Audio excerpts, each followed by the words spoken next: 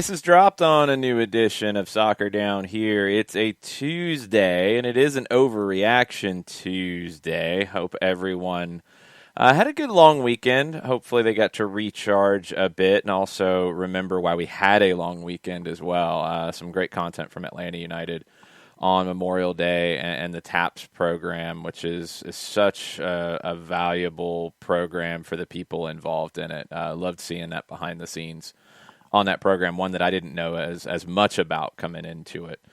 We got a lot of things to react to. We've got Atlanta United having a 2-goal lead and losing it late against Nashville. We've got Carlo Ancelotti potentially heading back to Madrid.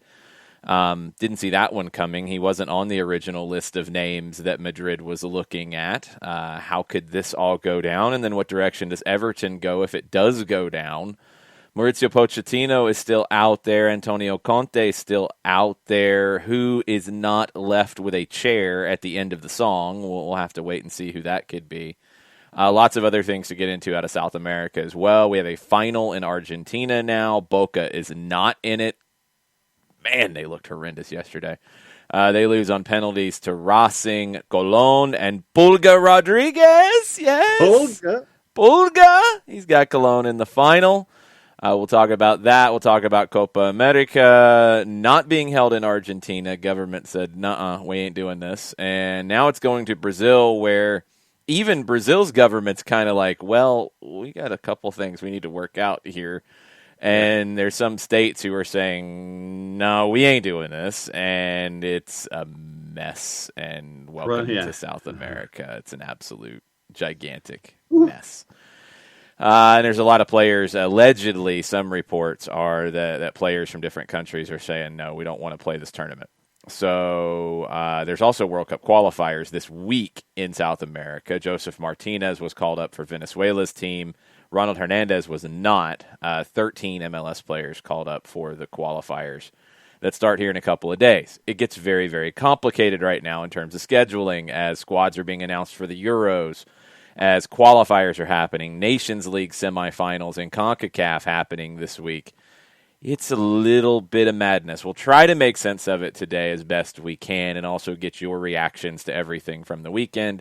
Dylan Butler will give us his reactions to MLS in the last week before the international break and kind of where things stand. Soccer America did a ranking of the 27 teams that is pretty good, and we'll get into that and kind of how we feel about it, and we'll see what Dylan thinks about it as well.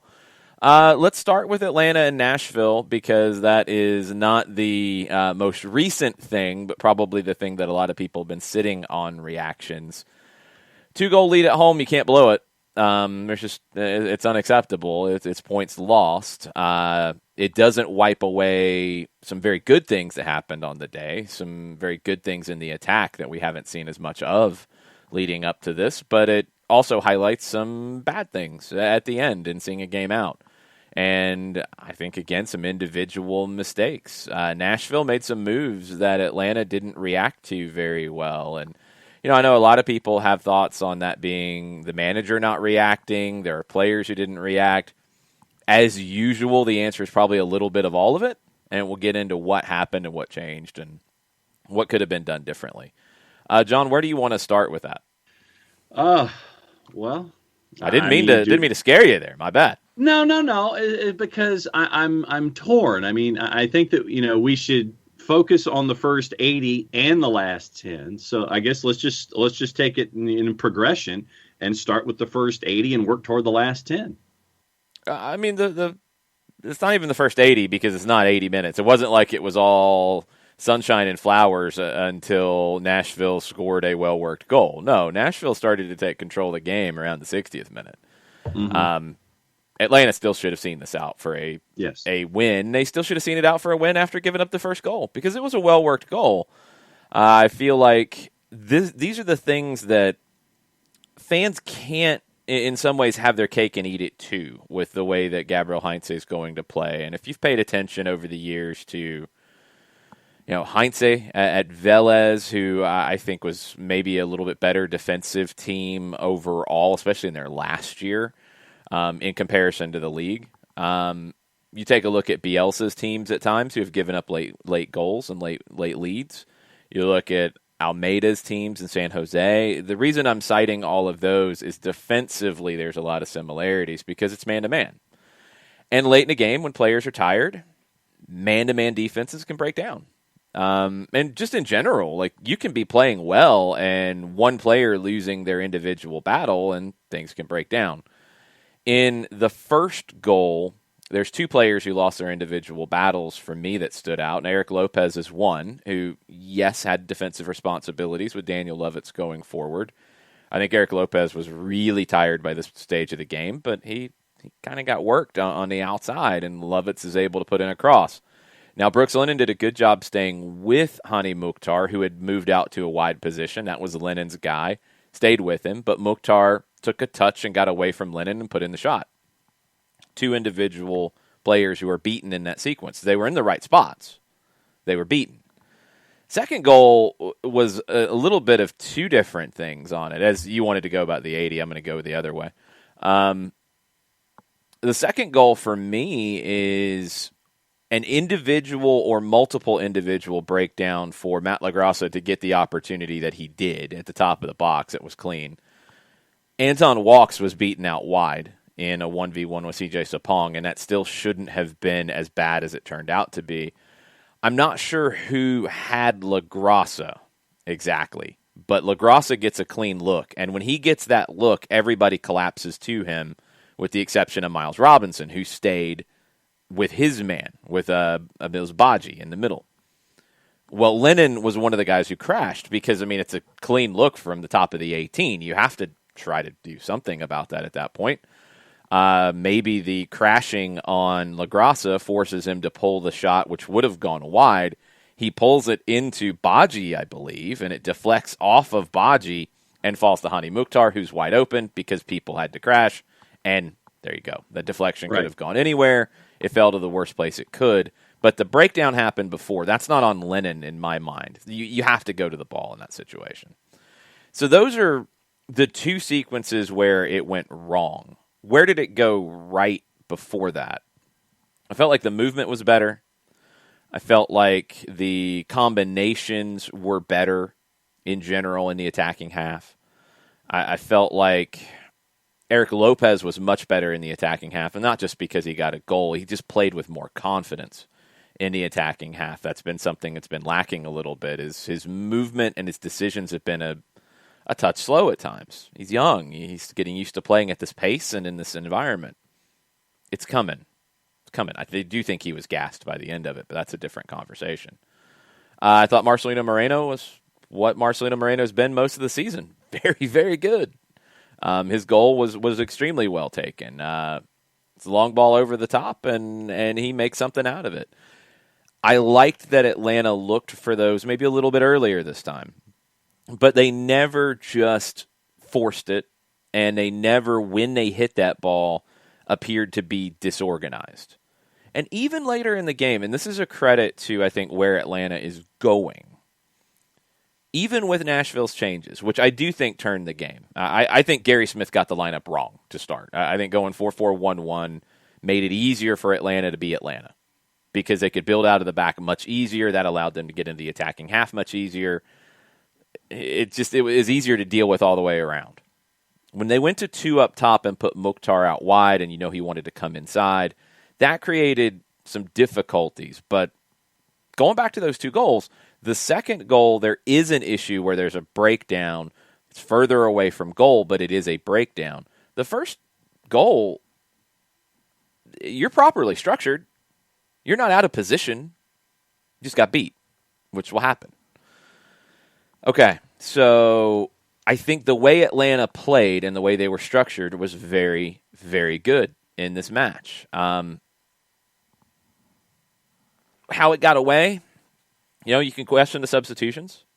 I think maybe pulling Moreno when that happened. I think people have cited Barco, and Barco had nothing to do with the goals that were conceded. He didn't have anything to do with having problems with the team going forward. Like I don't know. Maybe he's just the whipping boy at this point. But playing Barco didn't create the two goals that they gave up. It has nothing to do with it for me.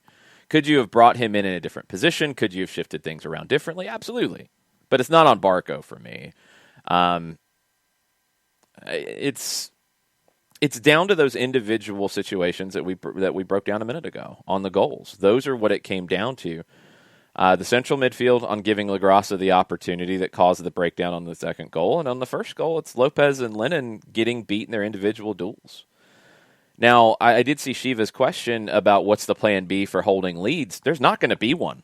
I'm sorry. That needs to be understood. And I feel like it's something that we have not misled anyone on. This is how Atlanta United will play. They will be expected as individuals on the field to adapt to the situations in games, but also win their battles.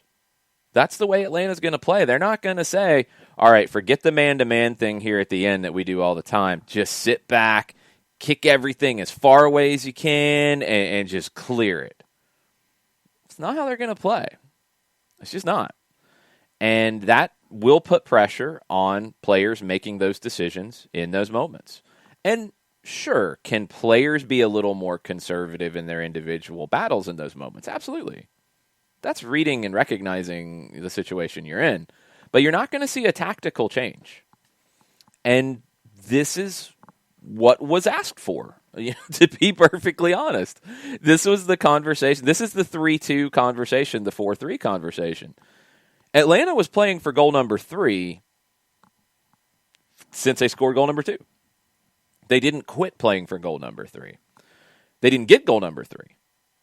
But that's what they were playing for. They didn't play to hold what they had, and they're not going to. It's just the reality. And this is what can happen when you play in that manner. This is the flip side. The one way is you get one goal, shut up shop, sit back and defend, and then a deflection, something crazy, a set piece, whatever, you give up a goal. Arg! You play the other way. If you don't get goal number 3, if you don't get goal number 4, if you don't keep going and getting goals and the other team keeps attacking and makes changes, well, this is what will happen the other way. This is the reality. It's individual mistakes on goal number 1 for me, and there is an individual mistake component in goal number 2 as well. You're not going to see a tactical change. I don't expect that. For me, at least, in the first 60 minutes, I'll take it 60 and then 30. Okay. For me, in that first 60 minutes, it looked like Atlanta United was, and this might be an oversimplification, but it looked like they were feeling the game more and thinking less. It just seemed like it was more natural with the actions and the reactions and the behaviors and the approach, where at times you could almost sense earlier in the season that they were trying to think and process the next move. In that first 60 minutes against Nashville, to me, it looked like it wasn't thought. It was more action, and things were seemingly flowing mentally with the way things were when it came to what we were watching offensively and defensively. Then the 2 goals, and this is something else that as you were breaking down the 2 goals, the other things that kind of popped into my head. The first goal for me, it also looked like Badji was screening Brad a little bit, and then you see Badji hop up at the last second as Mukhtar, takes the shot. So that may have played a role at the end of it, but not in the overall as you were going over the matchups. But that was just something that I remembered, where Badji seemed to screen Brad and hop up, and then Mukhtar's shot comes and gets past Brad. And then the second goal you mentioned, where Brooks and everyone's crashing toward the top of the box on the shot. And honestly, if that shot deflects in a different direction and not just right to Hani Mukhtar, where it's an easy opportunity for him to put it in the back of the net, I think we're having different discussions about what went down. But for that ball after that shot, basically to deflect at a 90-degree angle right to Hani Mukhtar, where he puts it in to get the 2-2, I think if it goes a different direction, we're having other discussions about that second opportunity and the chance to tie for Nashville. Yeah, it doesn't mean they wouldn't have found another one. No. But it doesn't mean that they do either. It happens. Like, again, this is what's going to happen in these situations. If you're going to play, and I did see 4 cards comment, we want to win 3-0, 4-0. Absolutely, we do. That'd be fun. But this is what can happen the other way. And this is something that you have to go through, and the players have to figure out these adjustments late in games, especially a guy like Eric Lopez. Let's go back to that sequence on the first goal. Eric Lopez, if he's tired, and we'll get into the substitutions because I did see that question as well on the Twitch pitch. If Lopez is tired and he's going to stay on at that point, if he knows he doesn't have as the legs that he's had in the past, previously in the game, maybe he has to position himself a little bit deeper when the ball turns over. Maybe he has to try to keep the play in front of him a little bit more when the ball turns over. Those are things young players have to learn. The idea of press, and try to win the ball back as quickly as possible, things do change in the game. That's not a tactical change. That's just an adjustment to your individual battle in the game. If you're matched up with somebody who can run past you, you're not going to stand next to them and then be in a foot race that you're going to lose. And if you're tired, you're going to have to play a little bit deeper because that player could run past you. So those adjustments are things that players have to make. And this is part of the growing process. This is part of the learning process for players and teams who are going to play in this manner because, yes, you don't have as much cover. It's not the park the bus idea where it is, okay, I can be a little more aggressive in this spot because I know I've got two guys behind me. It's, no, this battle's on me, and I've got to handle it and control it and not let this battle break everything else down going the other way. So it's it's the reality. Nashville has shown this year that they are a very strong team. First off, to get 2 goals against them, considering they hadn't conceded in 400 plus minutes coming in, that's a credit to what Atlanta did in the attack. They also have shown the ability to be Nashville, that is, and they've shown the ability to be an attacking team.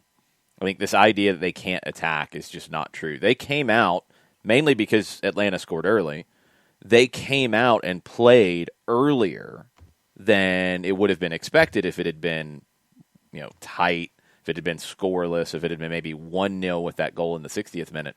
Nashville had to open up more. That's just how the game went. I did see somebody joke after the game, well, if Atlanta had scored late, then they would have been fine. Probably because Nashville would have been more conservative throughout the game. When Nashville had to come out and play, and to me, I think it's something that Gary Smith should consider doing more, even on the road. Generally, at home, they've been more open. They've pressed higher. On the road, they've been more defensive. I think they would have been more defensive on the road here. I think that was the way the team was set up with the 4-4-1-1, but they couldn't do that after conceding so early.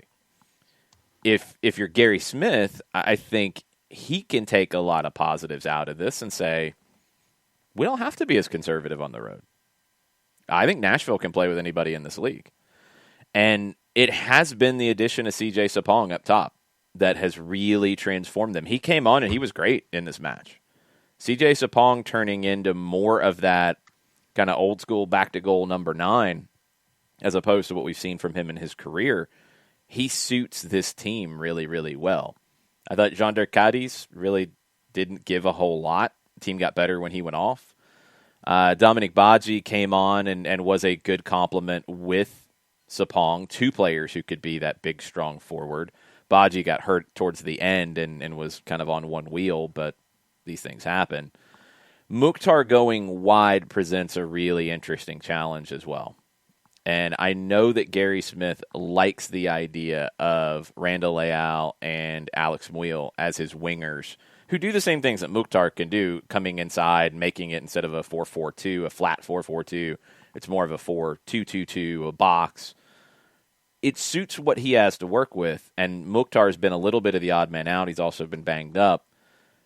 He's so good in those half spaces, and I think he's such a good technical player that when you can put him out wide and match him up with players like Brooks Lennon, who are outside backs, who like to attack, but now have to defend in central positions, that can cause teams that play in this manner like Atlanta does some problems. And I don't know what the easy solution is there. We talked through possible changes in terms of subs. We talked about this on the full-time report. Ronald Hernandez would have been the easiest sub to make, I think, because he would have been a right-sided player. He could have played where Lopez was, or you could have pushed Lennon into where Lopez was and played Hernandez as a right back. He wouldn't have been in an unnatural position. It would have been an easy thing to do. I don't think Ronald Hernandez has the trust of the coaching staff yet at the MLS level, because we haven't seen it. So, okay, that's not an option. They could have went, because Nashville had 2 up top, they could have added Alan Franco into the team. That would have meant Emerson Hyndman would have went wide, which I think he could have handled. It's not a position we've seen him in. He would have went out to that right wing position, in my opinion, the way things shaped out. I think that's where he would have went at that stage. He could have handled it, but it's not something that they've worked on. The easier would have been Hernandez in for Lopez. And I just don't think the trust is there. I think that's one of the other elements here with the question about subs. I think it was Emilio Corsi who had that question. And thank you, Alex Basine, for your re-upping on your subscription. You rock. On subs, it takes time, I think, to build that trust. We saw that with Tata Martino. We're seeing it with Gabriel Heinze. He wants to know that when he turns to guys off the bench that they can do everything that is being asked of them to do. And I think he's still learning who he trusts and who he doesn't yet. So it's going to take time. Alex, I think that's probably one reason why it didn't happen. Hyndman absolutely has the legs for the wing. If I remember seeing 1 week of the numbers of running for players in the league, and Hyndman was in the top 5. Hyndman is not the Hyndman from last year. Just look at him. Look at a face straight on shot of Emerson Hyndman and compare it to last year. He looks leaner. He looks fitter. He's showing fitness. Don't get caught up in the Miami situation from last year where he didn't make the run back and players ran by him. Those days are gone, I think. I think Emerson Hyndman does have the legs. At that point in the game, maybe not, because he had done a lot of running and leading up to it. And it's not ideal. I was not saying that's what they should have done. That would have been the other option, in my opinion, to get a center back on, push Sosa up a little bit higher. You couldn't put Sosa out wide. It would have been Hyndman as the guy who goes out wide, who probably would have sat deeper rather than playing as high up wide, which isn't ideal. Speed, I mean, again, Daniel Lovitz isn't exactly fast. Trust me, Alex, I'm not saying this is something they should have done at all. Let me make that clear. That was the other option, and it wasn't taken. So I think everybody's on the same page here. It wasn't the best situation because there wasn't another easy way to do it. Hernandez would have been the easy sub, but I don't think Hernandez has shown enough to be that person yet. And we've seen him with Atlanta United too, and he's been okay. He was good. I think Sunday he was good. He didn't blow me away. Yeah, but he was good. You've got to be better than that at the MLS level. And I don't think he's done that. And again, we're not seeing training, so we don't know. That's the issue with that situation of just make a sub. Sometimes it's not easy just to make a sub to make a sub. And I think Heinze will trust guys who he knows who can do what he wants, or he believes can do what he wants in those situations, versus the I don't know if I can trust this guy, I'm not going to make that play. So that's where it goes. What else do we have on Twitter? Let's get another one before we get Dylan on at 9:30. Okay, reading my mind. Tech Liege says, are there any thoughts on the 3 potential fouls in the box from the Nashville match? Yeah, when we went through them, I generally agreed with our referee crew in this match, except for the one that I think got the least amount of play. Bello, when he was brought down. Yeah. I thought Bello cut inside, got his right foot to the ball, had his right foot on the ball between the defender and the ball, and the defender cleared it out, and it was given as a corner. But it went through Bello. Like, he kicked Bello's foot. So technically, if you're not going to call the foul there, then it should have been a goal kick. But I thought he kicked Bello's foot. I thought it was potentially a penalty. And I do believe it was checked for a very brief time. The Joseph one I did not think was a penalty. I'm not even sure if the contact actually happened inside the 18, which would have affected its ability to be checked. But I think that tackle was one. The collision was very awkward looking, but the tackle was one. And there was one other one that I thought the tackle was one. I can't even remember it. I think it was the first one of the three. The Bello one, the last one, was the one that I thought was the best penalty shout. But it wasn't a clear-cut one. I did think he went through Bello's foot to get to the ball, and we've seen that given many, many times. Yeah, no, the Bello one for me on replay going through it, I agree with you. The Joseph one for me, that one didn't, to me, look like it would have yielded a penalty in my thought pattern. But no, I'm with you on the Bello call the latest of the three, yes. Yeah. What else we got? Let's see. Trying to look at the ones that we have not gone over and that were not a part of Salty Takeaways. Okay. At 17, ATL UTD. It is June, and we have 2 wins this season after 7 matches. Atlanta United press quit, and I'm going to clean this up a little bit, quit effing sugarcoating this ish. This is awful, and it needs to be addressed by Arthur Blank now. His investments being pissed away by ineptitude. I really have no idea where to go with that.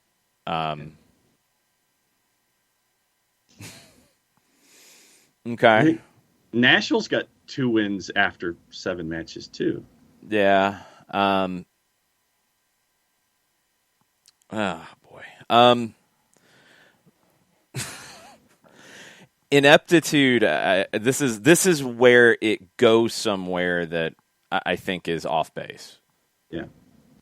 Yes, obviously teams want more than 2 wins through 7. There's 1 loss through 7 too. I think that also can't be left out of that conversation. You'd like some of those draws to be wins, 100%.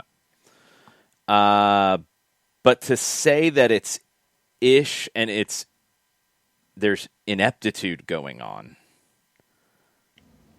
I just don't think there's really much attention being paid to the games outside of the score lines and outside of the final results. Ineptitude means there's nothing happening here. There's no plan. That's obviously not the case. We've went round and round and round, talked about it coming in. We've told you what it would look like. We've broken it down.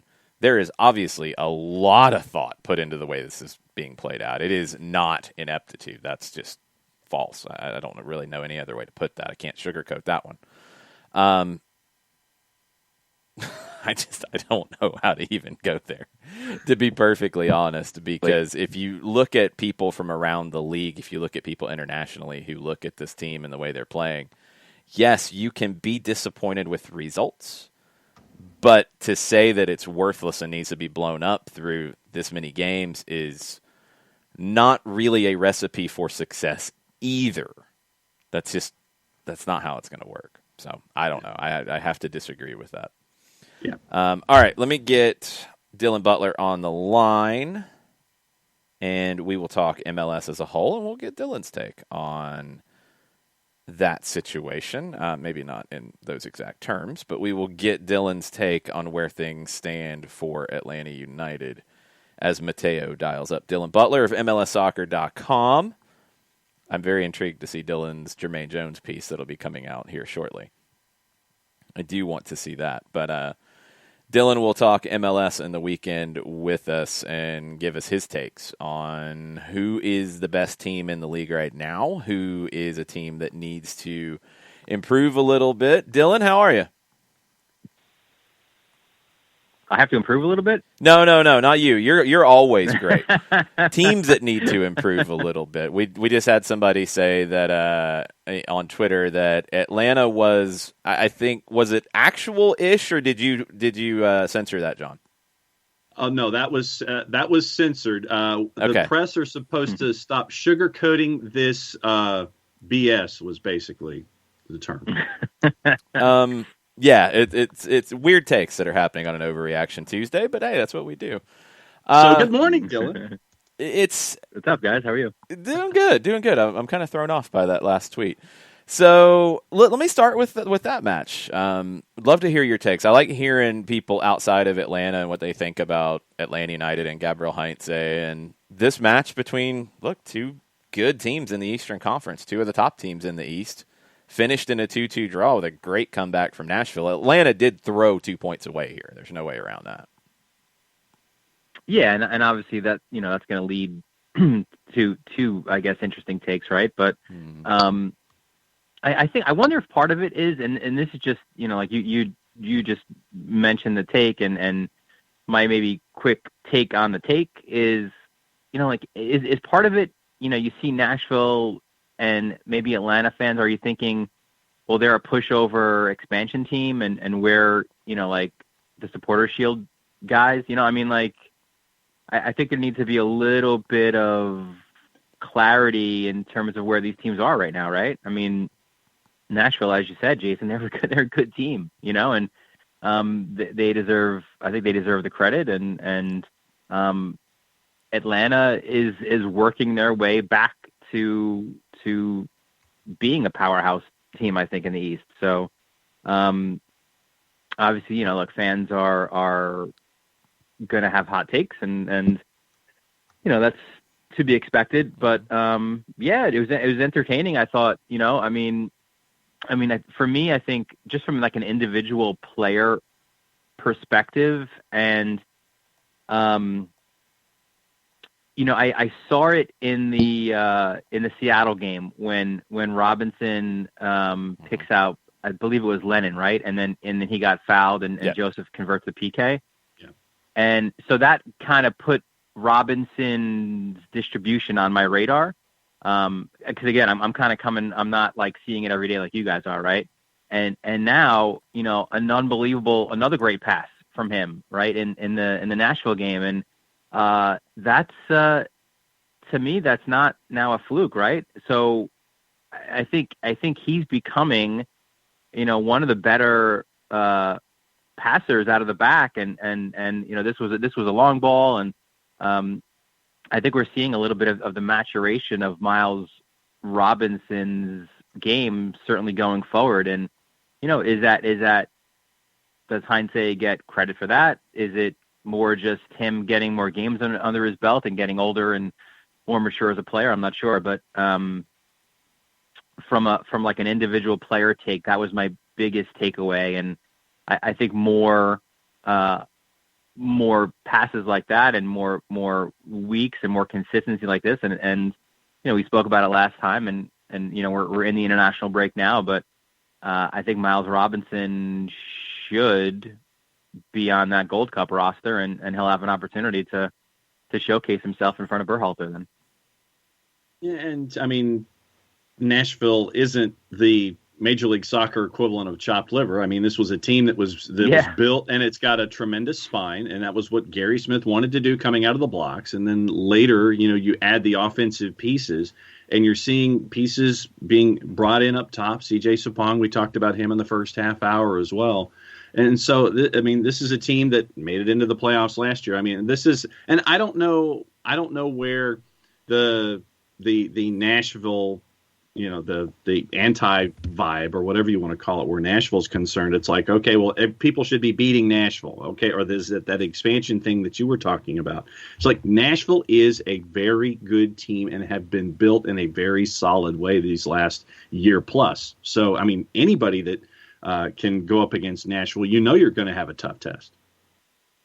Yeah, and look, I mean, obviously they've got a ton of draws, right? But I mean, they're one of two unbeaten teams still in MLS, and I think they've got to get some credit for that as well.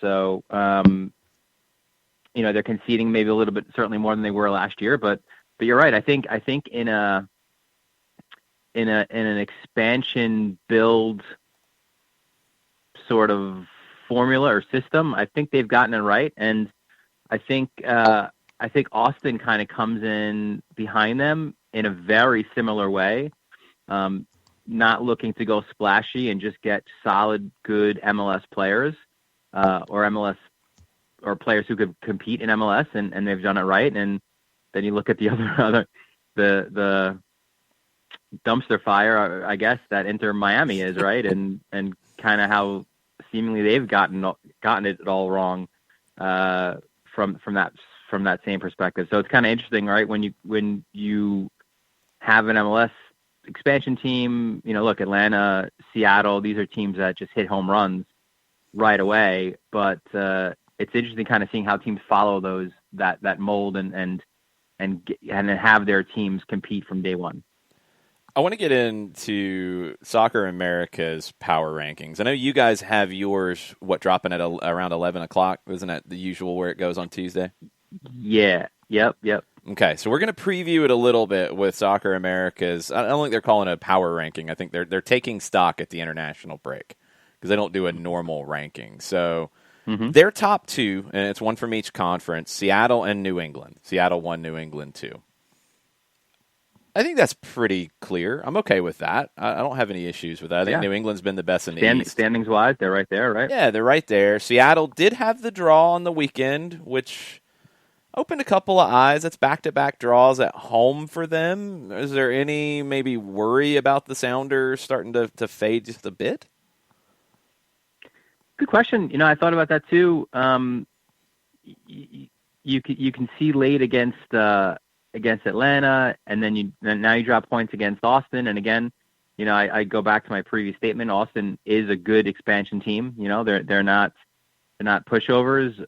But if you're Seattle, yeah, you're certainly right. You've got to take those 3 points. So, I've lauded them for being able to weather the storm of injuries that they've had. But now you're wondering, are there some cracks there, right? Is it a little bit too long now? Yes, you're going into the break. You expect Ladero to be back. I believe they targeted maybe a couple weeks, I think, after the break. So he should be coming back soon. That's a massive piece to bring back, and I think that'll help you in the midfield.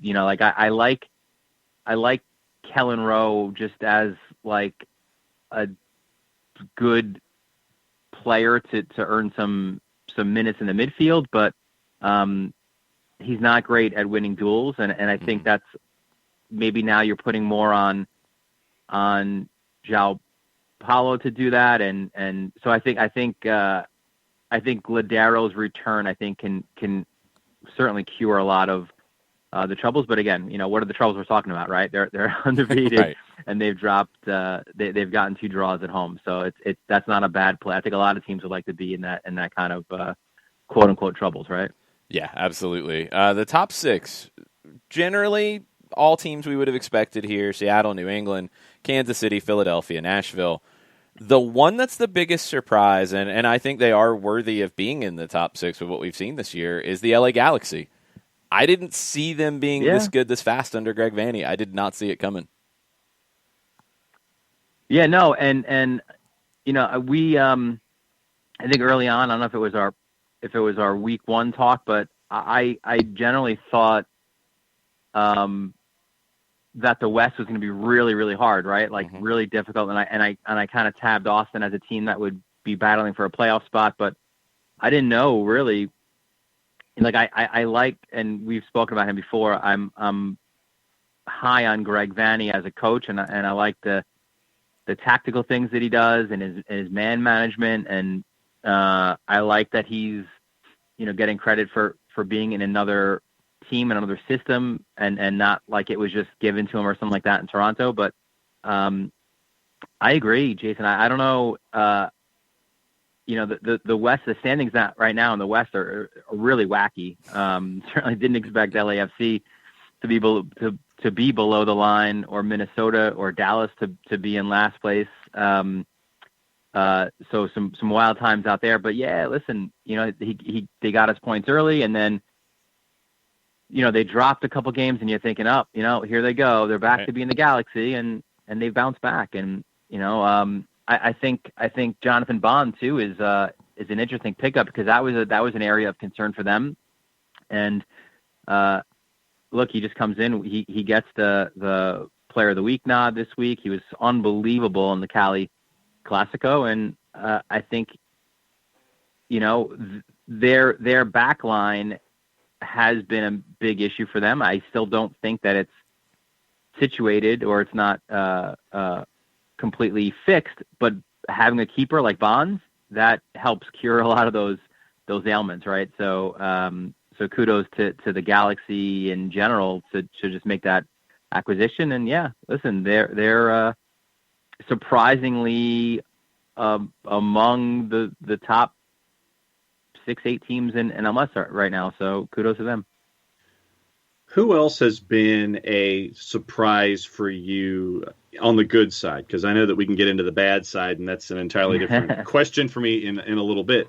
But from the good side of things, who else has been a pleasant surprise leading up to the international break this season? I think Colorado, right? Like they and again in the West, when you kind of pick out the teams that you figured would be among the elite, right? You've obviously got Seattle. You figured Portland would be there. Kansas City, I think has leveled up a little bit more this year. Like Minnesota, Dallas, obviously, right? So all those teams. So you start putting all those teams there. So then, obviously, just by sheer numbers, somebody's going to go below the line. So I thought Colorado would be maybe battling around that 9-10 spot, maybe trying to maybe just at the playoff line, but they've been good. They're another team too. I think that maybe because they're playing out west, or maybe because they're in Colorado, they're not a major market kind of a team, and they don't have that Chicharito or mega star. They're just quietly getting it done well, right? Like I like their midfield pieces. They're maybe not as mobile. Like Jack Price, just if there's a set piece out there, it's funny, Jason. We mentioned like an all underrated team. I don't know if you can call Jack Price maybe underrated, or maybe there's another term for him, but him, he's one of the best set piece takers in the league, quietly. Yeah. So you put that in, and then you've got guys who are big target guys out of the back who can win those balls in the air and get goals. And Rubio's done well, and Acosta too. He's such an interesting case, Kellen Acosta, because I feel like he's like a cat, right? Like he's got like 9 lives. He was like this talked about, the next guy when he was younger, coming up through the youth systems, and then he had an injury with Dallas, and next thing you know, he's sent out to Colorado, and his career is done, and now he's back and he's with the national team. So I think all credit to him as well, and Robin Fraser. It's interesting, right? We talked about Vanny, and Fraser's another guy right there with him, right? He was his right-hand man for a few years there, and quietly doing the job there in Colorado. So I like their back line. They've got a ton of experience there, MLS experience. A couple of Philly guys who went out there as well, and Rosenberry and Trusty, and look, they've exceeded my expectations, certainly, I think, to this point. Colorado's a team, like, I don't think they'll be there at the end. I don't know if they can consistently beat top teams, but you have to beat them. They're not going to beat themselves with their experience and Robin Fraser and where they are as a team. Like I've called them vanilla. Like they're pretty basic. Like what you're going to get out of playing the Rapids, but they do what they do well, and they've been better than I expected. I think RSL and Montreal have been better than I expected too. But we got to get into a team you mentioned, LAFC, who is 2-3-2. They have been missing Carlos Vela. Is it just as simple as getting Vela healthy and firing on all cylinders, or are there bigger issues with LAFC in your mind? I don't know. It's a good question, because I thought it was, and Vela played his first 90. Now, obviously, there's a difference between being fit and match fit, and then just getting that sharpness back. So even though he went to 90, his sharpness isn't there yet. But yeah, like that's a great question because look, teams are figuring out also how to play Vela, right? So they've had this gold standard of especially in their midfield, or that attacking six, I should say, in that like 4-3-3, has been unbelievable. They've had issues in the back, but without a doubt, when you're leading and then you've got an advantage with NYCFC going down a man, you've got to win that game. So I think maybe there's some storm clouds brewing there, and I think that they're a team too two things I think are an issue with them. One is it seems at least they're fairly rigid in their tactical setup, right? Mm-hmm. So, yep. We've talked about teams who have changed their tactics and moved things around, and we credit those coaches. But I think similar to like a Peter Vermees and SKC, exactly how LAFC is lining up, and they haven't really changed that too much. So that's an issue, I think, a little bit there, where maybe it's easier to prepare and game plan for them. And two, I don't love their depth a lot.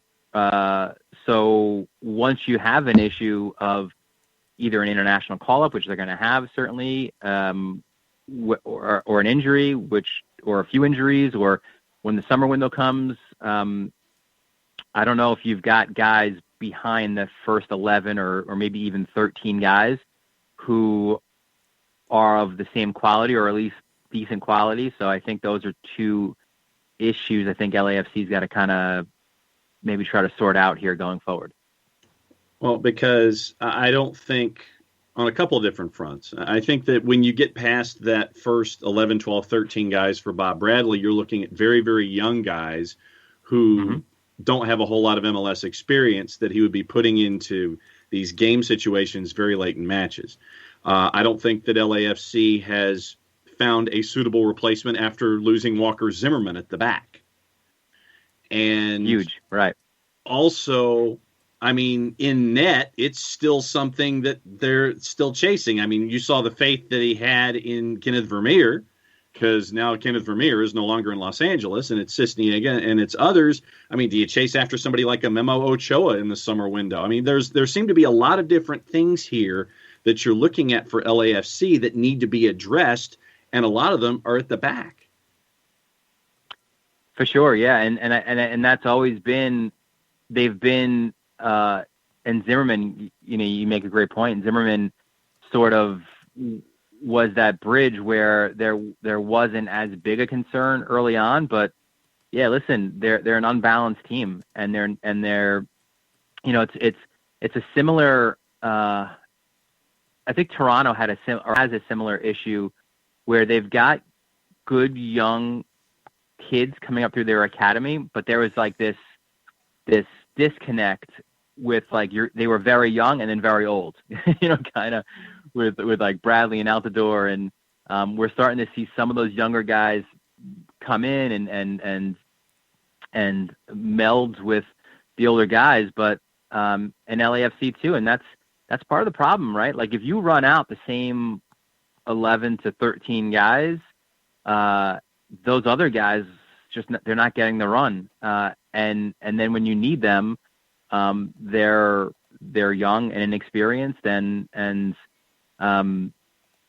that's where a second team certainly is very beneficial. But that Ochoa is a very interesting name to throw in there, because obviously where the team is based and what that kind of a signing could do, and now not that you needed more heat or caliente to the El Tráfico, but can you imagine Chicharito and Ochoa and Dos Santos? And I love it. Maybe a little added spice, yeah. It would be a great Yeah, a little signing bit. for the PR side for sure. I think it'd still be a good signing on the field too. The thing about not having a second team, they're kind of halfway trying to address that this year with the Las Vegas Lights situation and sending players out, but it's not the same. And we saw it firsthand here in 2018, year 2, where Atlanta United launched the twos, and Miles Robinson developed in a huge way, playing a bunch of games late in the year to the point that when I think it was Jeff Larinowitz who was suspended or injured for the second game of the NYC series, Robinson was able to step in and play then, and we hadn't really seen him hardly at all with the first team up to that point.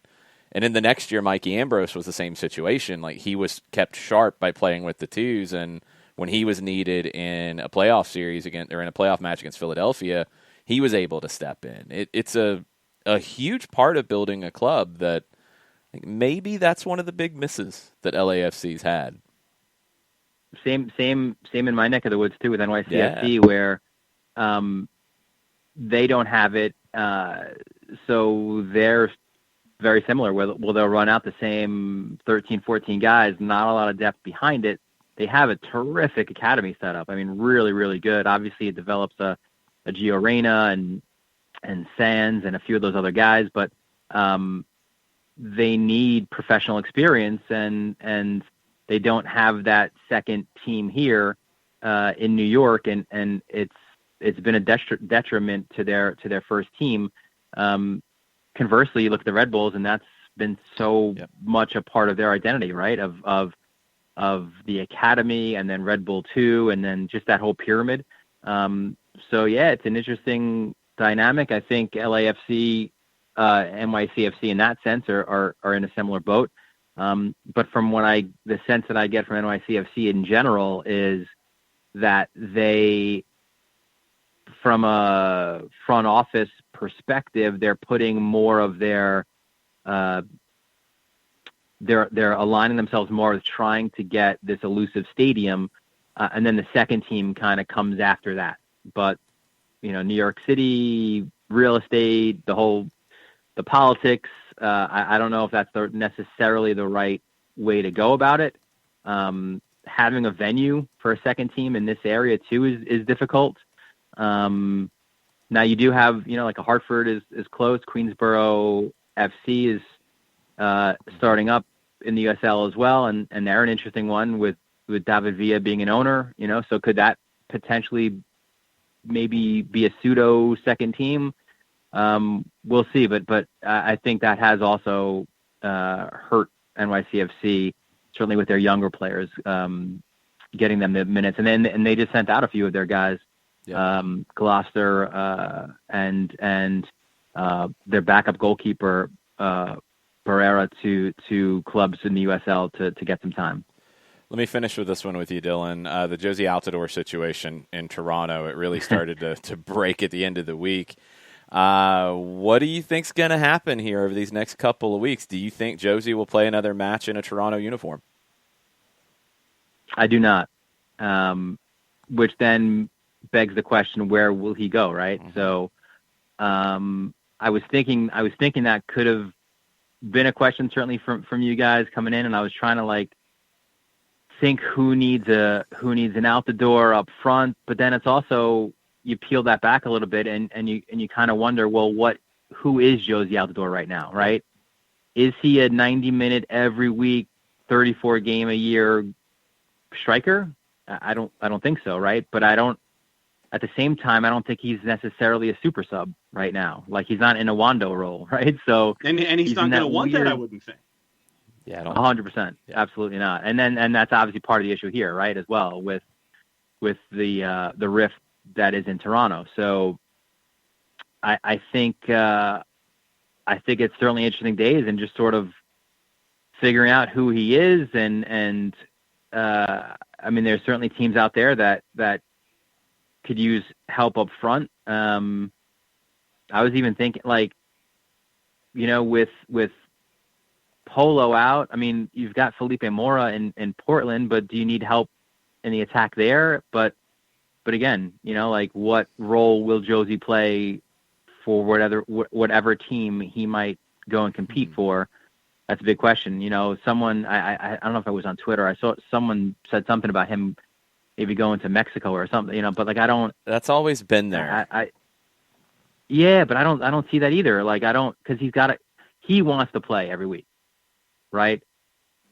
But I think there needs to be some, like a reality check almost, right, with him, and just sort of, you know, where are you, dude, right now? You know, I mean, you've logged a lot of minutes. Your body, I wouldn't say it's breaking down right now, but it's not what it was. You know, you came into this league as what, a 15, 16-year-old with the Metro Stars.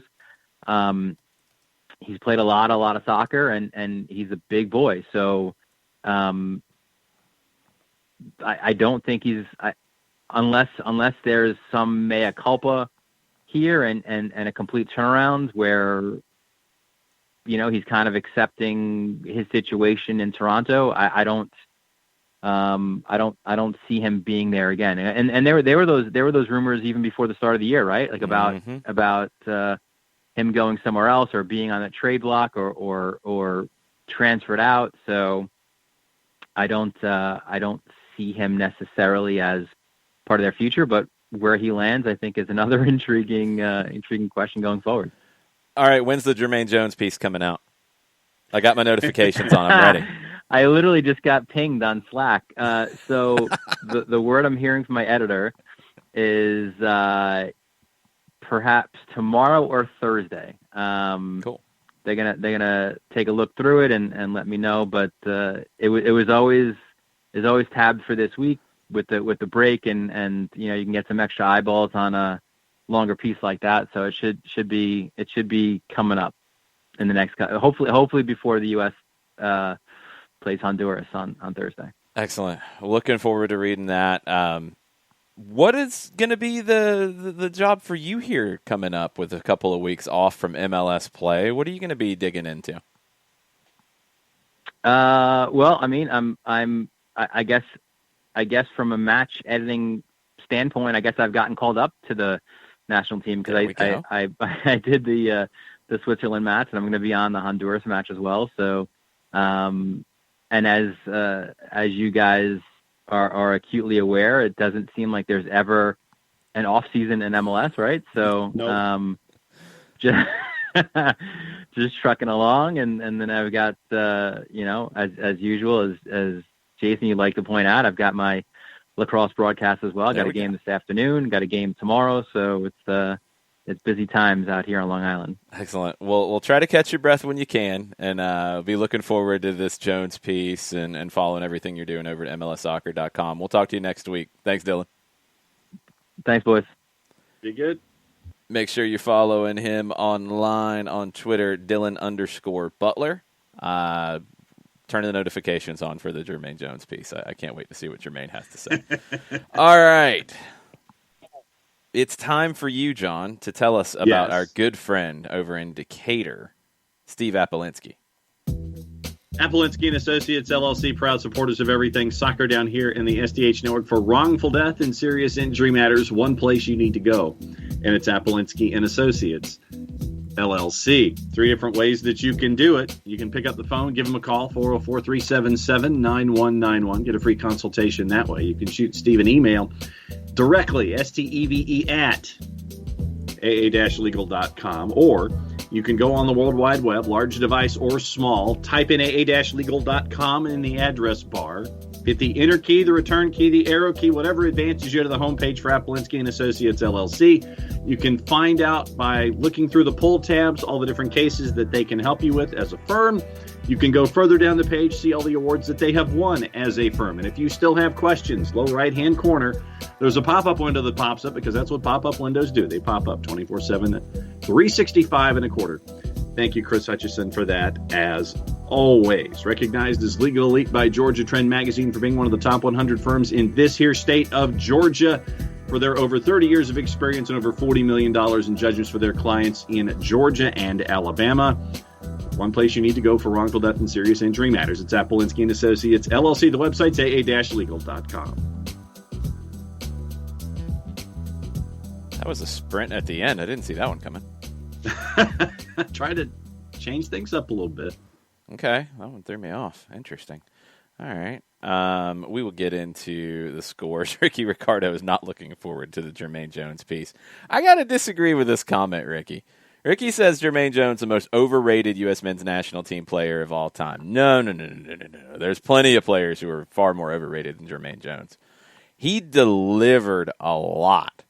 At the end of his time with the national team, yeah, he was that guy at the end. But he had some huge performances. I think maybe his mouth has affected how some people feel about him. Yeah. But no, I can't agree with him being the most overrated U.S. men's national team player of all time. I just can't. I'm intrigued by what he has to say, somewhat, because I think he'll say something crazy. But anyway, I'm really intrigued to see if Jermaine Jones goes into coaching like he's talked about. Yeah. Did you imagine him on the touch line? Well, hey, a lot of people said the same about Gabriel Heinze, and a lot of people said the same about Gennaro Gattuso. And, I mean, just because you are a fiery, kind of wild player doesn't mean you can't be a successful manager. True. It doesn't mean that at all. You've got to be able to harness. If he does go down this path, I think it could be must-see TV just to see how he is and how we saw him as a player translates to him as a coach, and how him as a coach with that mindset, and just to see how that could play itself out on a daily basis with him as a coach. I think at times it would be must-see TV to see how he develops as a coach. No, I definitely want to see what he has to bring to the table as a coach. Sean Vergara is in a good mood since he just got back from vacation, gives you a 6.2540. Thank you. Modiflow gave you a 10 out of 13. All right, so let's see, it's 77, so it's a 7.7. Give himself a headache trying to do math.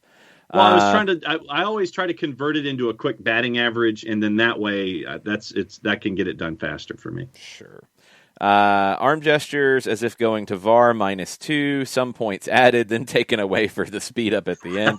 6.100306012 Okay. 8 out of 10. The formula is walk, jog, run, jog, walk, not walk, jog, run, end. That is accurate, Kessie. Thank you, Kessie. Ricky, I know. I'm with you. I'm with you. But I think the overrated comment was harsh. That's all. Hutcho says, John still has legs at the end. No letting up. 9. Thank you. A lot of conversation about overrated U.S. men's national team players now. Burned, very good read for the day after a long weekend. John seems refreshed. 9.1. Well, he's also got his Mountain Dew with him. So he went to the Mountain Dew during the Dylan Butler interview. There you go. Mr. Fantastic, 10 out of 10. Ragamuffin, in honor of Mindy Kaling, a 10 out of 10. So in honor of us not making it to the Premier League, I get a 10 out of 10. I see how this works. Yeah. Failure again, John, for Swansea. Do you have anything you want to say about it? I was going to ask El Modiflow what he thought, and he could post it in the in the Twitch pitch as well. But when you give up goals early, that's never a good thing, and having to fight from behind. But I give Brentford a lot of credit. The way that they've done things and how Thomas Frank has done things over the last couple of years, making it into the top flight for the first time in 47 years. It'll be interesting to see how they are in the Premier League. But my gut will tell me that they would be one of the 3 that I would pick to go back down after next season. Why you got to be like that? Hey, I'm all for having great Cinderella stories like it. I just think that teams are going to sit there and outspend the ever-living daylights out of Brentford. They're not really going to spend a whole lot of money. They never have over to get them to this point out of League Two, to get them to where they are now. Haven't spent a lot of money, stuck to the plan. Would I love to see him stick? Yes. Sounds like you're rooting against them.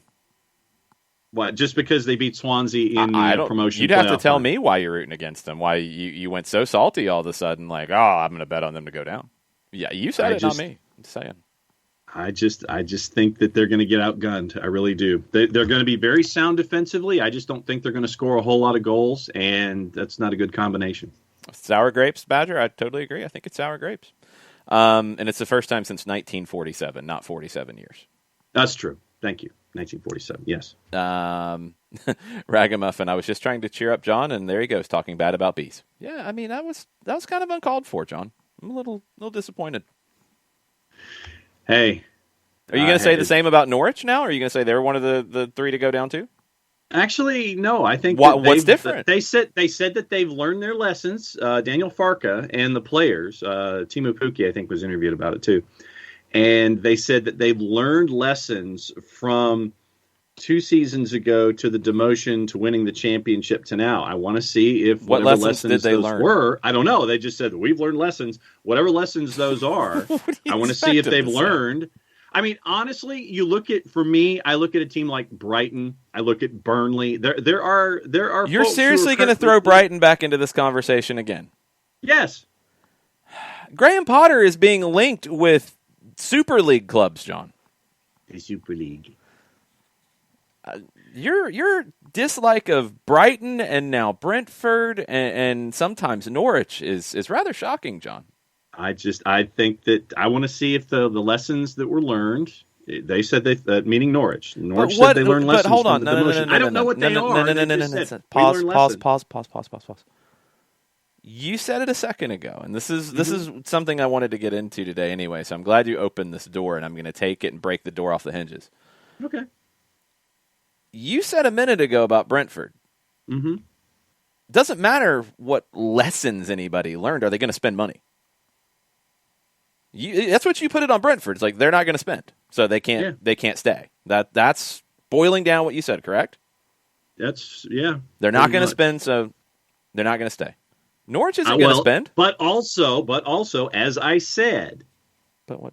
They're going to be very stout defensively. I think they need to score more goals than they're currently scoring, especially in the Premier League. I think that offense for them is going to be a problem. Would I love for them to invest in Daryl Dike? I think that Watford probably would be the team to invest in a Daryl Dike. Will they break their bank? Will they break who they are to try to stay in the Premier League? That's another subplot for me for Brentford. I don't think they will. But this is the thing about that I think has to be understood, because people expect these teams to come up and have magic money pouring out of bank accounts. They don't get that money for showing up. That's why the idea about this is the most expensive game in the world. It's not a front-loaded payment. They don't get a check. You don't get that to walk in the door. You don't get this check when you walk in the door. No, you get the TV money later. Like, you've got to come in. This was something that Norwich has talked about with maybe what they've learned. They've learned they're not going to blow their money because they've been in, the last 20, 30 years, they've been in some really tight spots financially. They're not going to come in and spend crazy money because they don't have crazy money to spend. I don't expect Brentford will be the same either. Now, Norwich will have the possibility of selling some guys and bringing in some money. And that could get really interesting because I don't know if they keep everybody that got them promoted. I don't think they're going to be able to. I think they're throwing around the idea of 30+ million for some. You're going to have to take that. Yeah, Cantwell and Aaron specifically. Yeah. I mean, folks have been wanting Aaron Cantwell for years. Buendia, I think, is the one that a lot of people are zeroing in on more than that. Cantwell, come on now. 30 million for Cantwell. If somebody pays that, they need to be checked in the head.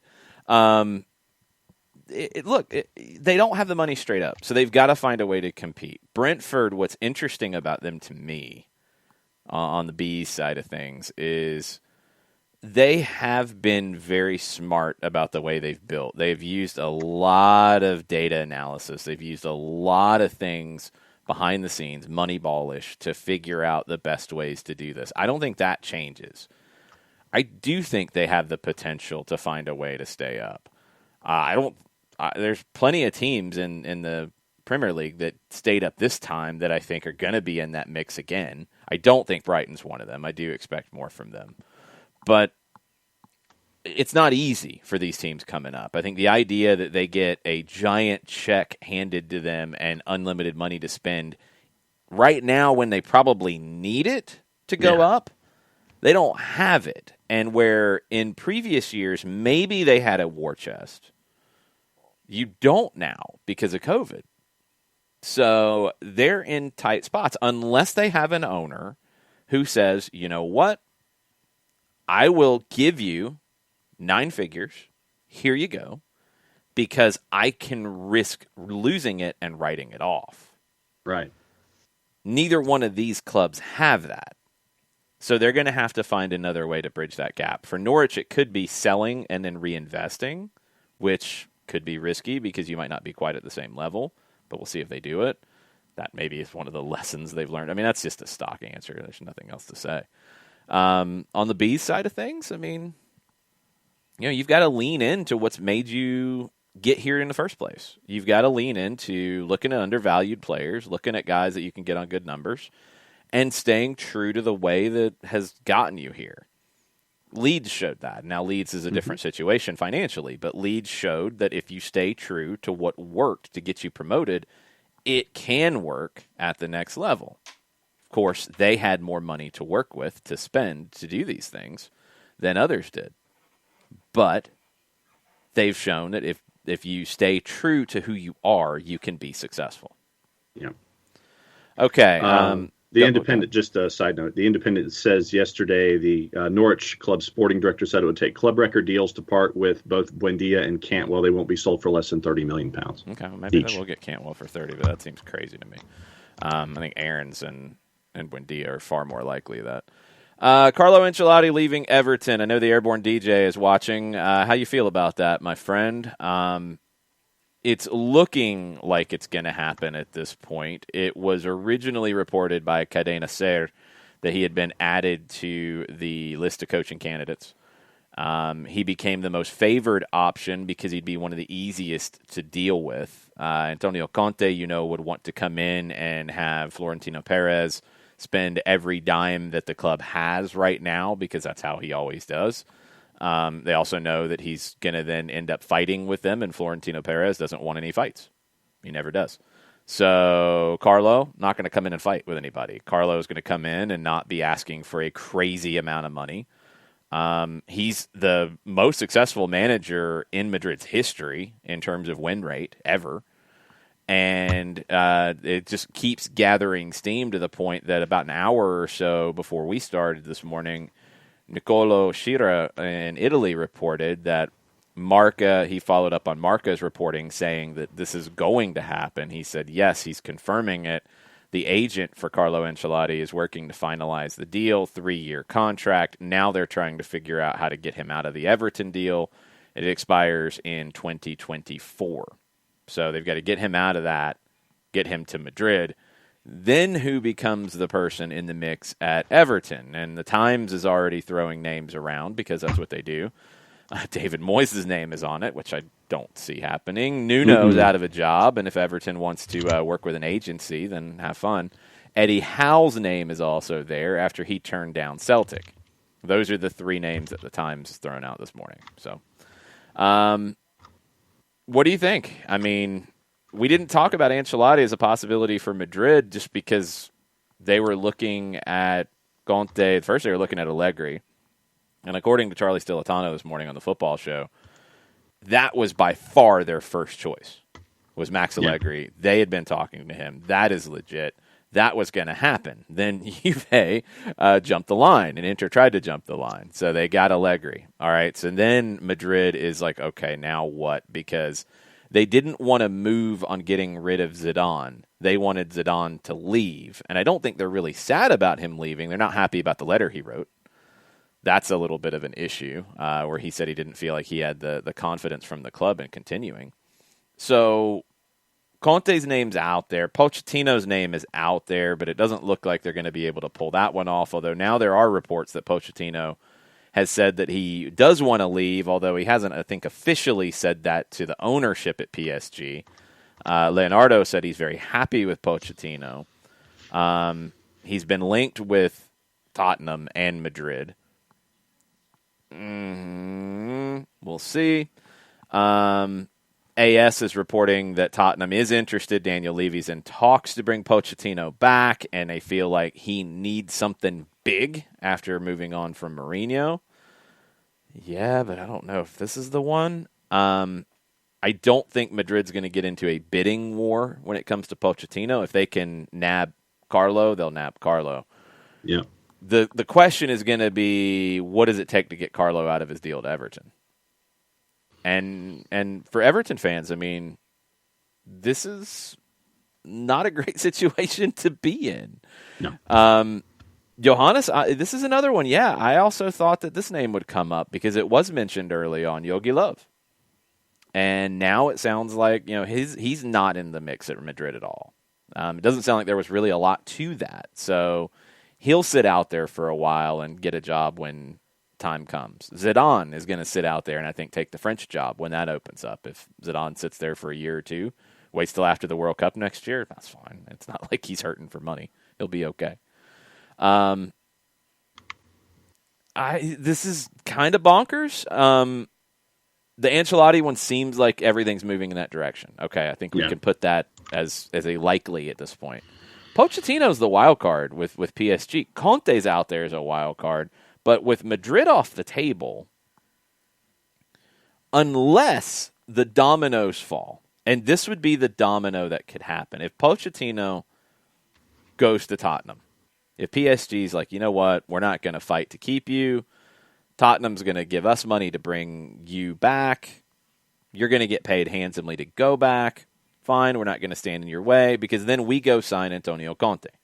Right. And Conte going to PSG makes sense because they're one of the clubs, really the only club out there left that is in the mix for looking for a manager that will spend the kind of money that he wants them to spend. Right. So I can see that domino happening. It's going to get weird. It's going to get weird on Pochettino's side because if he stays at PSG, I think Conte, Yogi Love, Zinedine Zidane will probably all be hanging out on the same beach. Yep. And that's your twist here. Okay, here's your sack race for Everton, real quick. Well, it's not Eddie, the sack race. favorite? This is the possible. The odds for the next Everton manager. Yes. Courtesy of our friends at the sack race. Yes, there we go. Eddie Howe, 3-1 at William Hill. Okay, makes sense. Nuno at 4-1. Go in a different direction. Rafa Benitez is 11-2, 5.5-1 basically. Can't imagine Rafa Benitez would go to Everton. Conte is 8-1. Conte's not going to Everton. That's somebody's really huffing paint on that one. Yeah, somebody at William Hill because he's 14-1 at Bet Victor. Paulo Fonseca from Roma is 9-1. That's interesting. Duncan Ferguson, 10-1, former assistant. Yeah, legend at the club. And caretaker manager. Yeah, that's not crazy. So if it was me, I might put a stinky juice box on Dunk. Let's see. I'm trying to go in order of the odds, and I jumbled them up. Frank Lampard at 14. Lucien Favre at 16. Hold on. Frank to Everton's a fascinating one. Okay. I wonder if he would take that one. I'm somewhat intrigued by it. And let's see. Lucien Favre's at 16. Moyes is at 16 at William Hill. Not happening. Then you get into other folks down the line. Gajardo at Bet Victor's at 16. That's not a bad hire either. Vitor Pereira at Shanghai SIPG, who left at the end of May. His contract was up. He's at 16. I'm not putting Maurizio Sarri up for Everton because it looks like he is going to go to Lazio. Rooney is 25-1 at Bet Victor. Oh, there we go. That'd be a wild ride. Then you got a couple at 20 from our friends at William. Bet Victor's got him at 20. William Hill has all of these guys at 16-1. Roberto Martinez, Scott Parker, Patrick Vieira. Eddie Howe makes the most sense by far. It's not even close. Would be interested to see what he could do with more of a budget. I like that idea. Airborne DJ loves Big Dunk, who Alex Pacine was trying to claim as Newcastle legend, Big Dunk. You guys can fight that one out. He's a legend at both. He's a legendary player at a lot of places. Airborne DJ loves Big Dunk and the fire he brought as caretaker. Not sure of the long-term prospects. Would be okay with giving him a shot. Yeah, I'd like to hear from him and hear what he would want to do with those possible long-term prospects. I'd want to know more before I give him the job, but I think Eddie Howe makes a lot of sense. I really think it makes a lot of sense. So stay tuned on that one. Paulo Fonseca is an interesting one. Gattuso is an interesting one. Rooney does make some sense, Bernd. It absolutely does.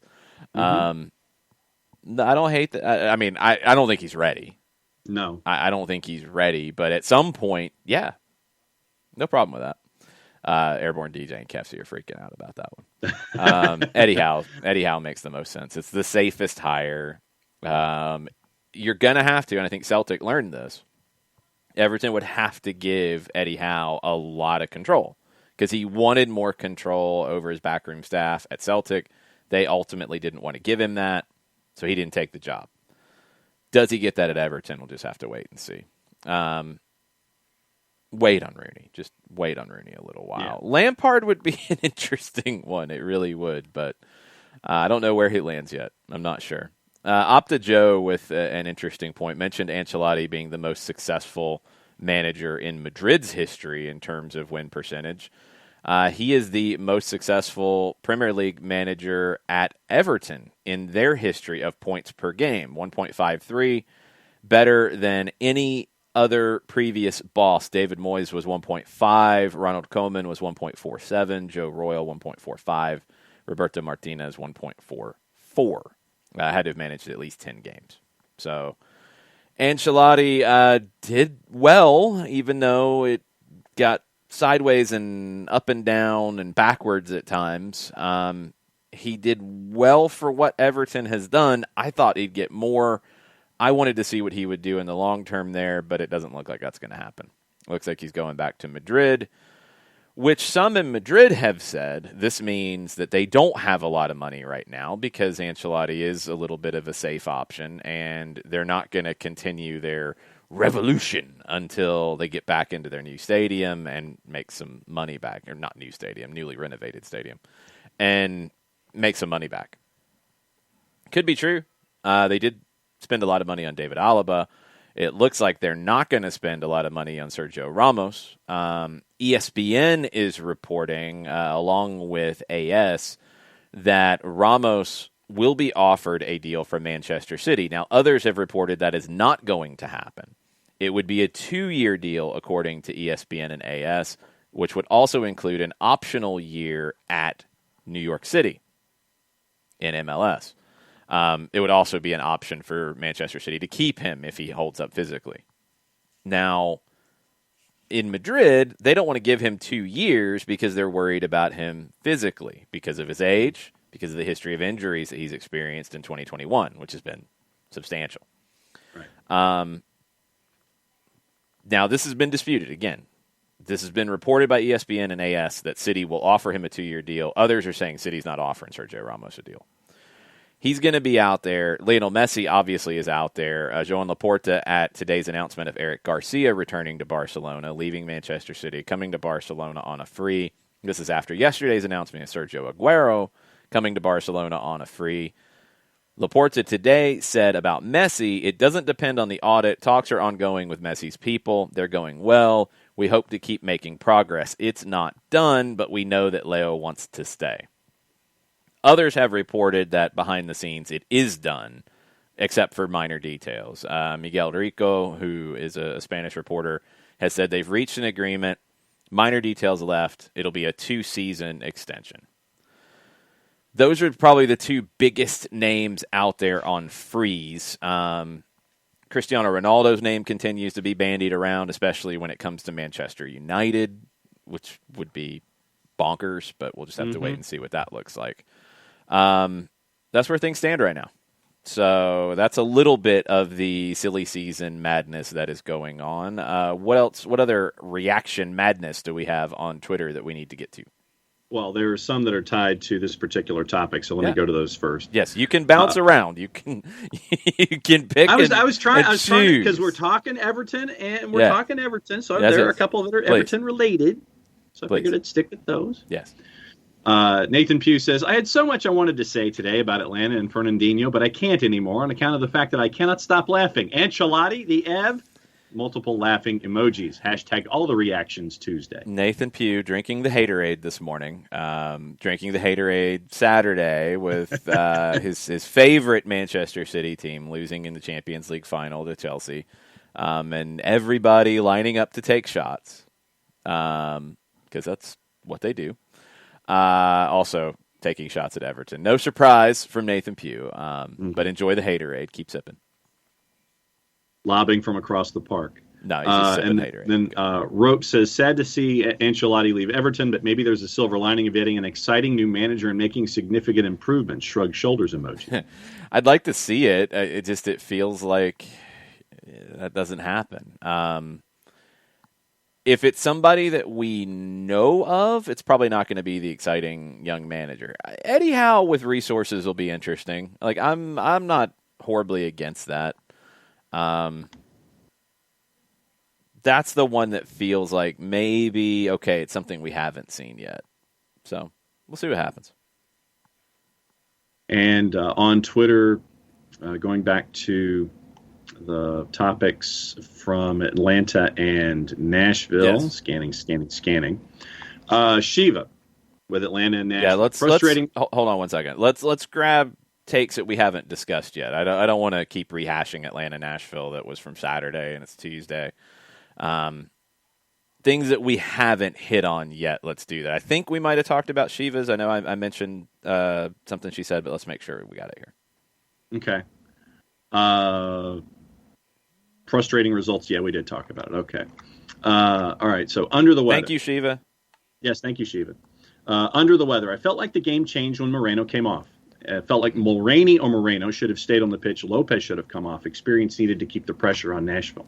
So let's go back to the changes that were made and talk about it in that way. So 58th minute, Barco came on for Mulroney. 69th minute, Ibarra came on for Moreno. So Barco for Mulroney. I don't think it made any huge change. Nashville hadn't made their changes yet.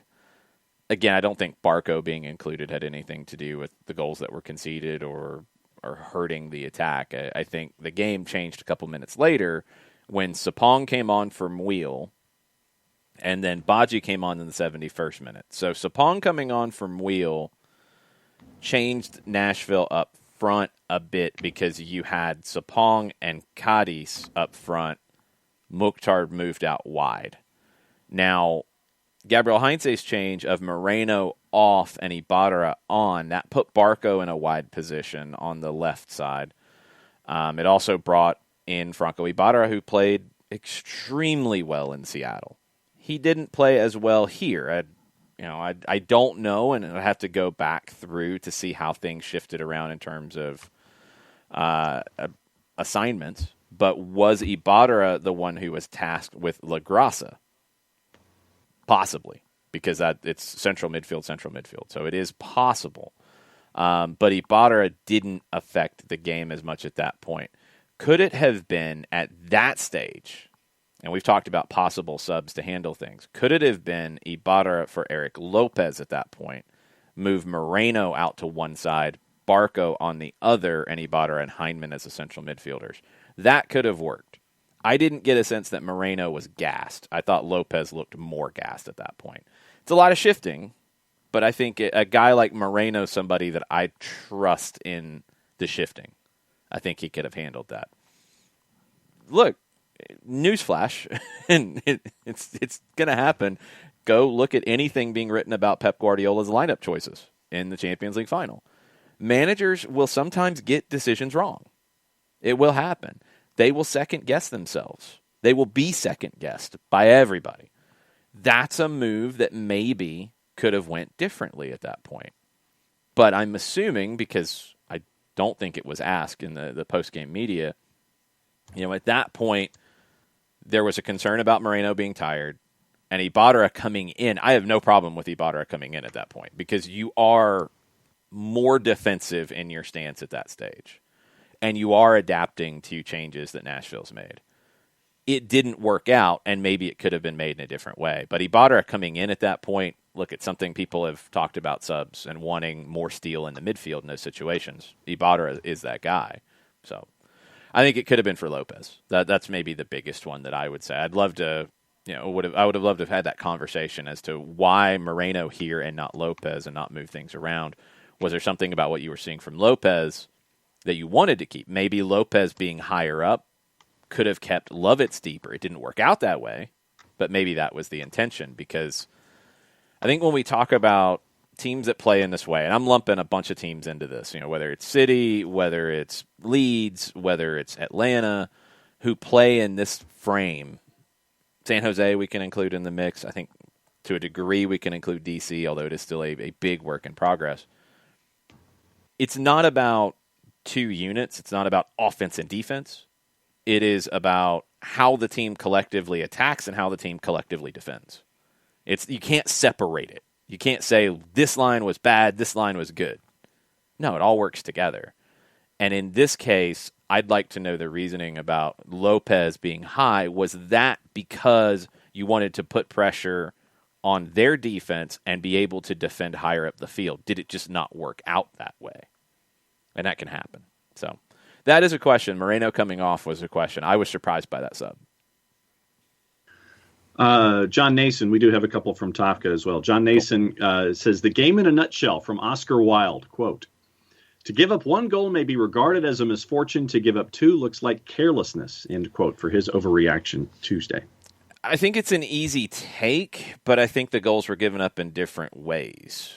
The first goal was nicely worked by Nashville. Individual matchups were lost. The second goal, I don't think was carelessness. I do think there is a question with a young team about handling conceding a goal in that moment and tightening up. LaGrassa had way too clean of a look. That part, there's nothing around it. But LaGrassa also, because of the pressure to fix that clean look, then pulled a shot that was going to go wide. It takes a fortunate deflection and falls to somebody. That is part of the mix in this as well. That person shouldn't have been open because there was a breakdown beforehand, but it does take a deflection and fall to him. I don't think carelessness is the right word. I think focus maybe is a good word here, because what happened with LaGrassa getting that space, and just in general about seeing games out, focus is part of it. Young teams have to develop that, and it didn't happen here, and it's 2 points thrown away. But carelessness just feels like a different word. I'd go a different way, but the quote, I know, I got it. I get it. A little harsh, but I get it.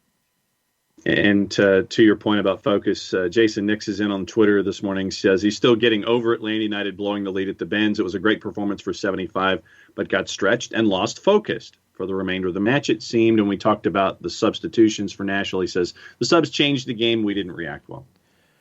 Yeah, I mean, Sapong coming on changed it. And then Baji coming on as well changed it. Those were two big changes. Gary Smith got those right, 100%. And the adaptation, the first goal I don't think was an issue with that. The second goal is more of the issue with the way the game changed. I don't know how else Atlanta could have better dealt with Mukhtar going wide. Because he scored 2 goals, yes.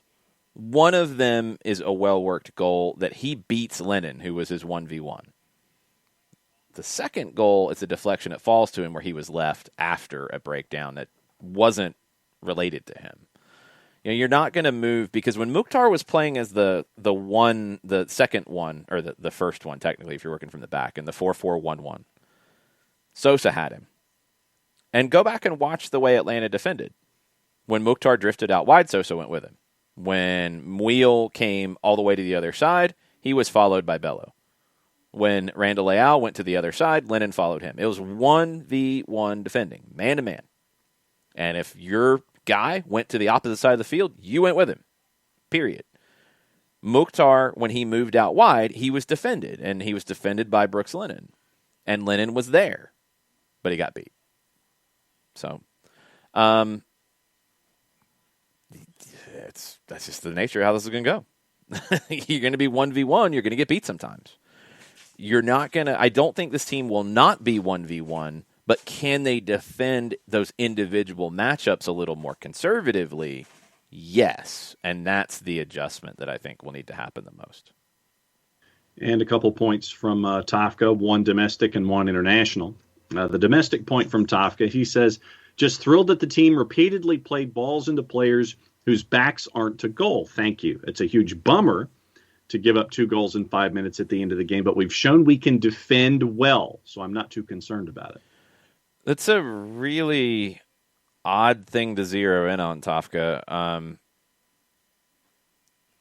They really didn't. I mean, they're not going to do that a lot, and I don't understand the obsession with it, to be honest.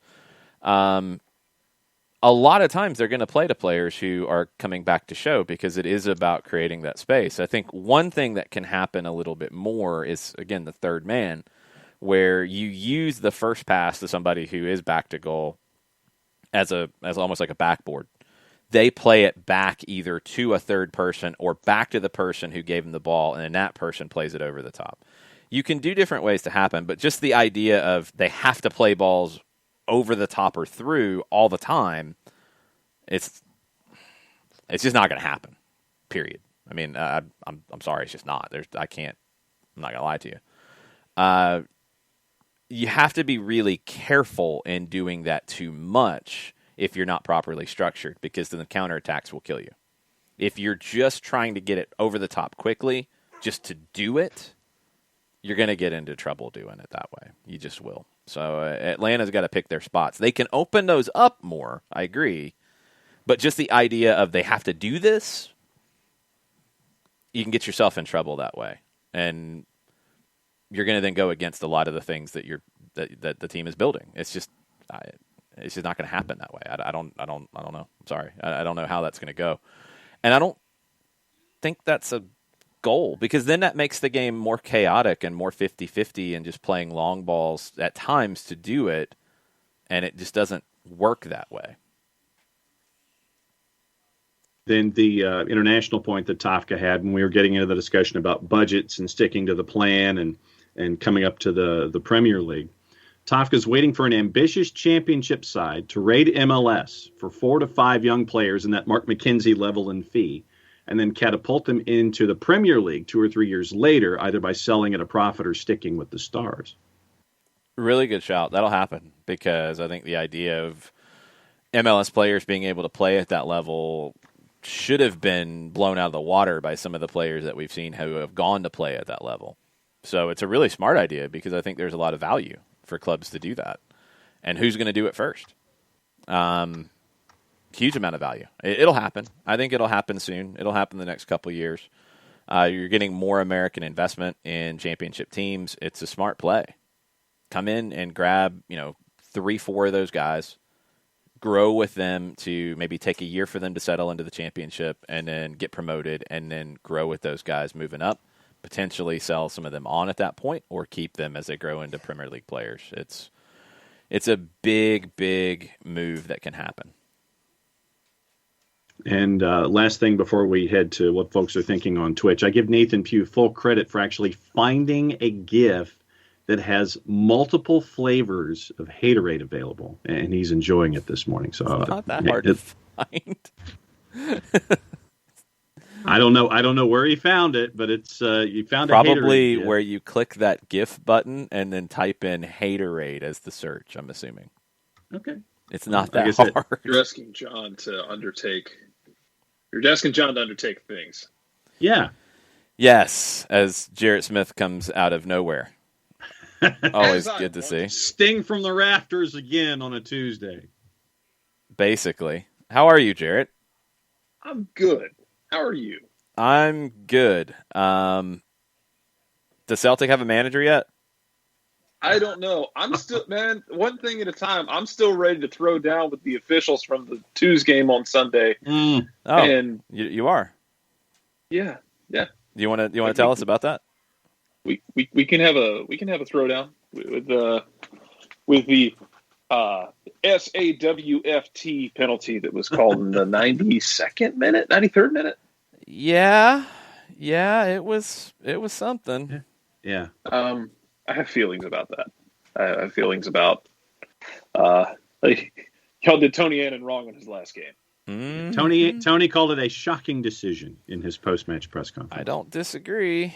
I do think that the referee crew was possibly influenced by complaints from the Birmingham bench about a sequence just a minute or two before, and maybe that led into it. But yeah, I was a little shocked that something that, how did you spell it, Jared?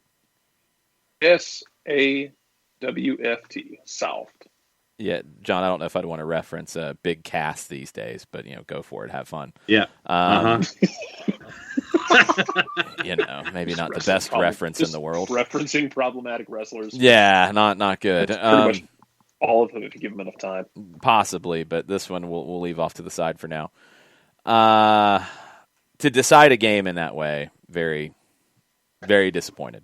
Very, very disappointed.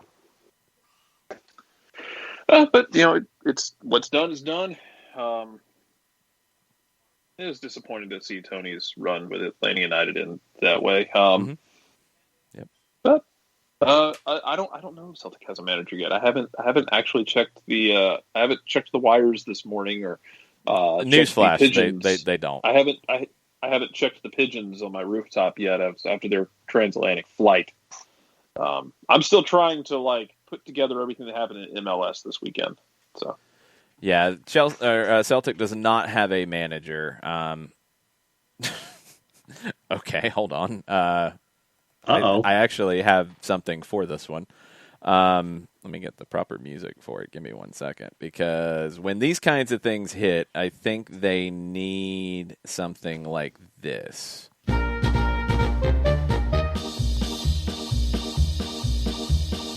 Are we at Oktoberfest?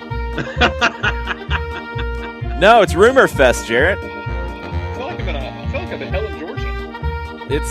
It's Rumor Fest, and today's rumor for Rumor Fest is David Ornstein tweeting that Steven Gerrard is on the short list to replace Carlo Ancelotti at Everton.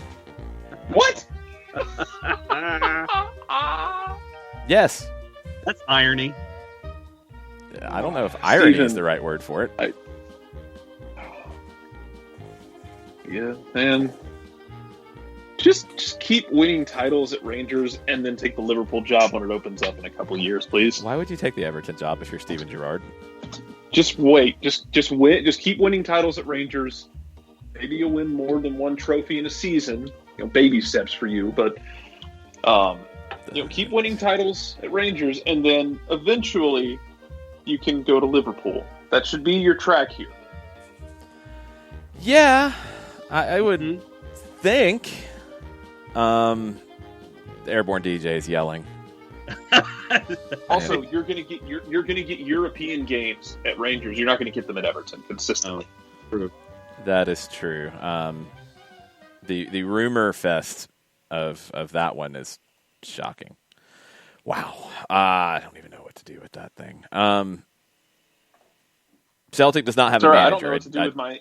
I double checked. That's all right. I mean, like I said, I haven't really checked the carrier pigeons on that because I've been too busy trying to figure out what the hell happened in MLS this weekend. I don't know what to do with you, Miami.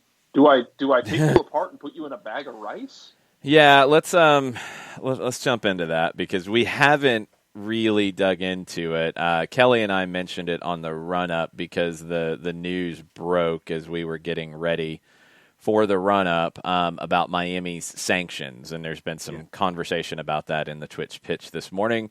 It is a significant sanction. I think that needs to be understood. It was also significant breaches of the rules, as we've learned. Andres Reyes should have been in a designated player slot, so it wasn't 3 or 4, it was 5. 5 DP. Also, 3 other guys whose salary budget amounts were underreported: Leandro Gonzalez-Perez, Nicolas Figal, and Julian Carranza. $2 million fine to the club, $250,000 fine to Jorge Mas. Paul McDonough is suspended through the end of the 2022 season. Atlanta United parted ways with him. He came back. And originally, all of the reporting on this, which was surprising at the time, but this was reported everywhere as the Miami situation with Matuidi broke months ago, was that Paul McDonough had nothing to do with it. That was consistently reported. Now, how that would happen, I don't know, but it is, I think, noteworthy that there was a personal fine to Jorge Mas, who is one of the owners of Miami, and I think it's also notable that the investigation found no wrongdoing in the part of Inter Miami owners Marcelo Claure, Masayoshi's son, Jose Mas, Jorge's brother, and David Beckham.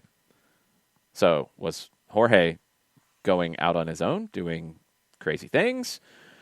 I can't wait to really hear what happened.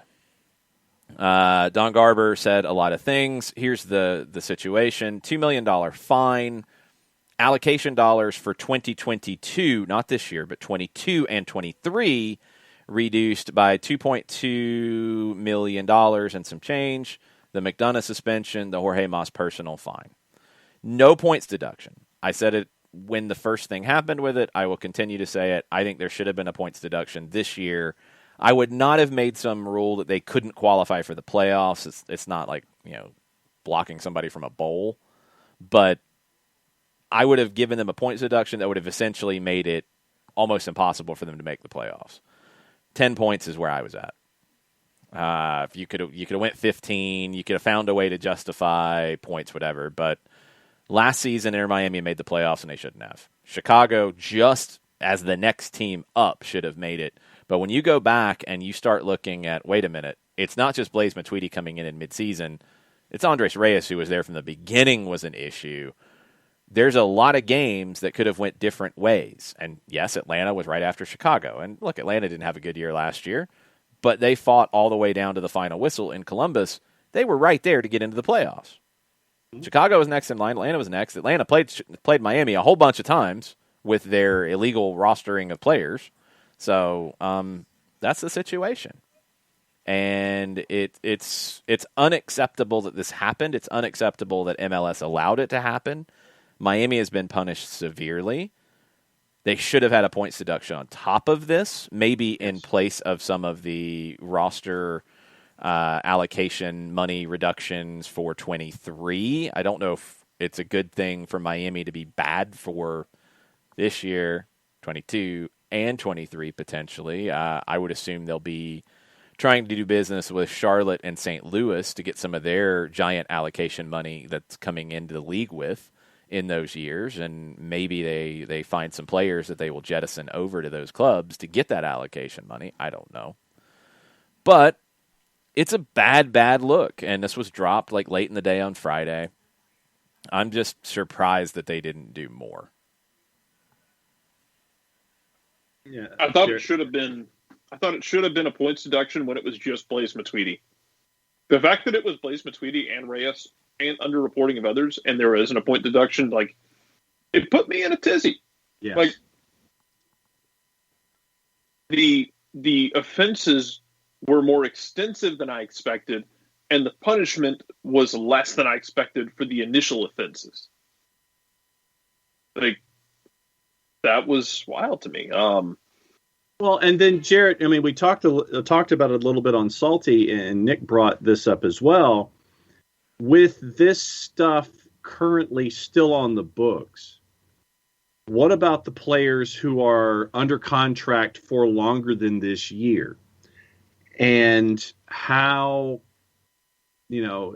should there be some kind of overseer or receivership, like Nick was suggesting on Salty, to make sure that this doesn't happen again? They addressed that. They addressed that in the announcement. They said, prior to the issuance of sanctions, Inter Miami, under the leadership of Jorge Mas, has undertaken significant proactive reform efforts to ensure the club is fully compliant with MLS rules. They have to present this protocol to the league by the end of the month, so yesterday. And in the part about Mas, they said, as managing owner of Inter Miami, Mas approved all player-related agreements and transactions. He was ultimately responsible for making sure Miami had sufficient controls and protocols in place to ensure compliance with MLS rules. They said Mas was cooperative. They said he alerted league investigators to critical information regarding undisclosed player-related agreements. That's a really interesting line to include in the announcement. And he said that all that was true, but investigators found that he failed to disclose his knowledge of the Matuidi violation at the appropriate time required under MLS rules. That paragraph, I'd love more information on, because that paragraph opens a lot of possible doors to a lot of possible things. Yeah. Okay, guys, I'm going to have to cut the show early. I'm sorry. I got some things I got to take care of over here. Got a little bit of an issue with things happening around the house. So let me cut it early here. We'll talk more about Miami and these situations as we go. We will have soccer over there tonight at 7 o'clock. And we'll dig deeper into the rumors. We'll dig deeper into what could happen with Miami. I think there's a rumor that the David Beckham voice could make an appearance from Nick Alifi tonight. Yep. There's a lot to unpack on this, and I think there's going to be a lot to unpack on other moves the rest of the day. So thanks, everybody, for hanging out. Thank you to Dylan Butler for taking his time with us. Jarrett, thanks for parachuting in, as you are wont to do. And we'll be back with soccer over there at 7 o'clock. Mucho plata, y'all. Mucho plata, y'all. Mucho plata.